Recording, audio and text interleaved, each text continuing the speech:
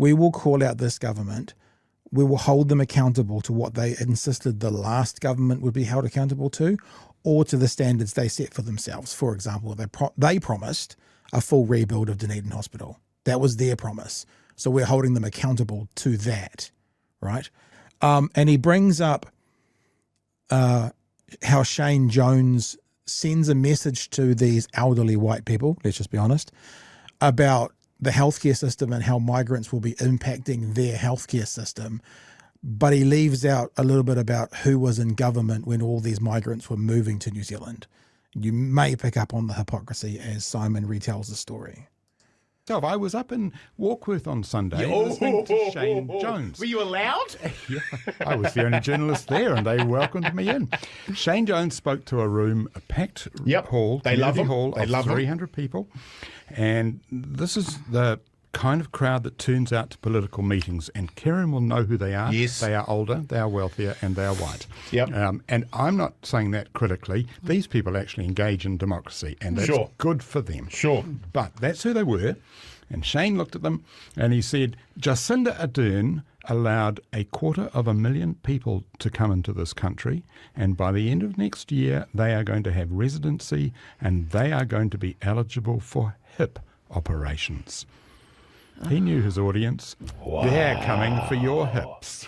Wow, they're coming for your hips. And let me tell you, that's incredible. His 250,000 number is right. Yes. But it refers to the whole 6 years of the Jacinda Ardern, Chris Hopkins governments, plural. Yep. Most of those people came in the first term when, of course, New Zealand First and Shane Jones himself were in cabinet. Right. It wasn't Jacinda Ardern sitting in a little room by herself signing off visa applications. Everybody was the government. Yeah. It was a coalition government who did that. Yeah. So there you go. So Shane Jones and Winston Peters are directly responsible from supporting the legislation that allowed most of those 250,000 people in. And today, Shane Jones stands up and goes, look what Jacinda did. It's exactly the same with COVID. I can't wait. I just can't wait. I hope if there is a podcast God in the sky, I hope he blesseth us next year with some interviews with some of the top political figures from the other side. I want to go through all of those COVID decisions and go, did you vote for this one, Mr. Luxon? Oh, you did. Did you vote for this one, Mr. Luxon? Oh, you did. Did you vote for this one? Oh, you did. Okay. Because they've done very well at going, look what they did, and they were all involved. And it's exactly what Simon was saying of Shane Jones with the story about migrants coming to New Zealand. Migrants came to New Zealand thanks to, in part, Shane Jones and Winston Peters. And now Shane Jones is going, can we all just agree we're blaming Jacinda for the migrants? You know, it's just revolting. Before I make comment on that, I just want to highlight an absolutely epic comment. Sure. We need to pay these people. That sounds replacement. That sounds like a T-shirt, doesn't it? Look, it's an anecdote like that. I mean, we know Shane Jones is bad, right? We know Shane Jones is a performative buffoon who is playing a character because he wants to play the great game of politics.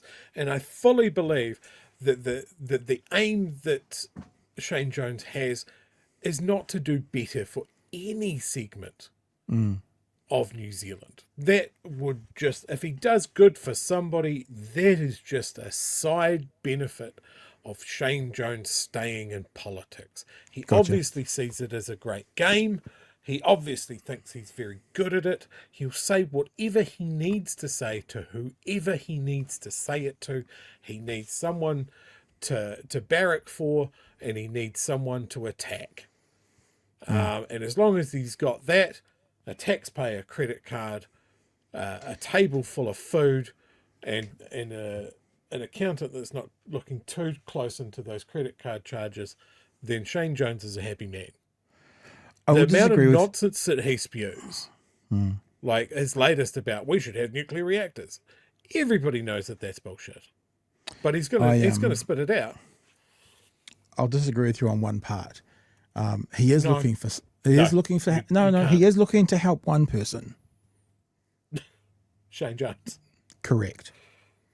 I mean, like when you see him standing up with the drill baby drill and just completely doing the opposite of things he's said and done for the past 20 or 30 years, what other honest held belief, legally speaking, can you come to other than he's looking for a paycheck or to feather his own nest at some stage? I mean, what unless he's done a Fetterman and he's had a head knock and it's all changed dramatically, you know? So I think he's looking, my honest held belief is he's looking to for himself to do better, if no one else, Chewie.